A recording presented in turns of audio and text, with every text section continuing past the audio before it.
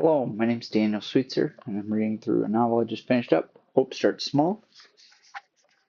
I'm reading Chapter 2, Part 2, The Monkey. Besides Frank's hope to plant a field and Constance's dream of having a garden to feed the family, there was another big reason why the two of them wanted to move. It was what they called the monkey on their back. Frank and Constance had, for as long as they could remember, maintained a persistent and perpetual level of debt. This happened year after year, much to their dismay, and year after year Frank's parents would graciously bail them out. Frank's parents were generous and practical. Frank's dad hated debt, and he liked helping his kids. So year after year, Frank's dad or mom would call and say, "We want to send you some money." And Frank would reply, "Thank you. We'll use it to pay off debt." The help was very welcome and necessary, but it was also very concerning to everyone involved. Frank and Constance did not like the fact that they were regularly living outside of their means. They were at real risk of financial disaster all the time because they had no money saved up and sudden expenses would keep on coming month after month. Of course, there were often good reasons why they were in the hole. Lily, their littlest one, came that year, and with the joy of her arrival, she also brought a considerable hospital bill.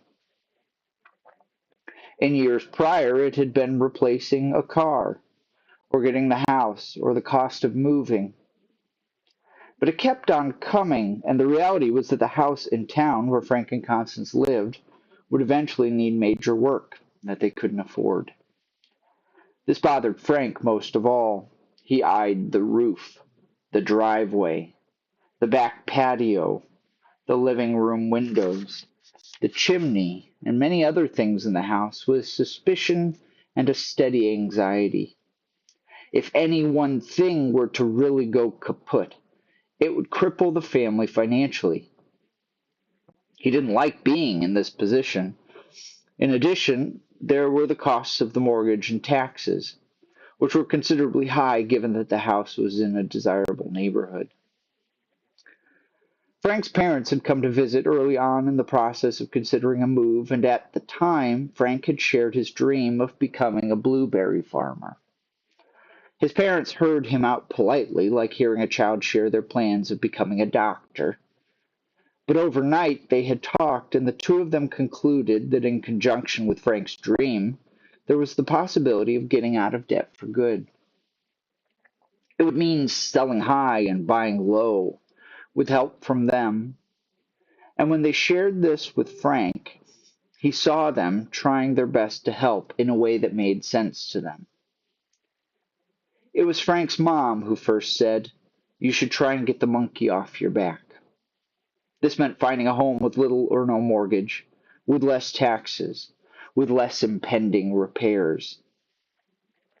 And while Frank was disappointed that his parents had not caught a glimpse of what he hoped for in the blueberry field, he realized that he was being offered a way to accomplish more than one thing: to move somewhere else where his family could actually afford to live, and in the process to hopefully have a field in which to plant. His parents' partnership in this was quiet and deliberate. They agreed together on a way forward. First, they would help Frank and Constance to pay down as much of their current mortgage as possible. This in itself was a tremendous gift, but it didn't change the need to move. No monthly payments would be lower. No monkey would be gone. It would still have been at least 7 years before all the debt was paid off, notwithstanding any major home repairs in the interim. And so Frank and Constance knew that this first help only mattered if they also moved. There was one other significant detail. Frank's parents offered to help with the move, but from then on there would be no further financial help. They were going to be retiring soon, and this would make future help difficult.